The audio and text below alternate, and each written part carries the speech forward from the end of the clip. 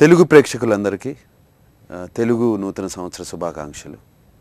ఇవాళ ఉగాది అండ్ నాకు చాలా ఆనందంగా ఉంది. ఇవాళ సాయంకాలం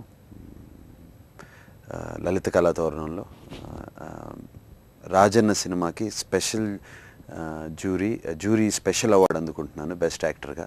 అలాగే కాకుండా ఇంకో 5 అవార్డ్స్ వచ్చినాయి రాజన్నకి and I'm very very happy. And Mahesh బాబుకి కూడా I want to congratulate for getting the best actor. And Nayanthara నాకు శ్రీరామరాజ్యంలో తను పోషించిన పాత్ర సీతగా అద్భుతం and she deserves everything. And అలాగే విజయేంద్ర ప్రసాద్ గారు నాకు రాజన్ లాంటి సినిమా ఇచ్చారు, ఆయనకి చెప్పుకోవాలి.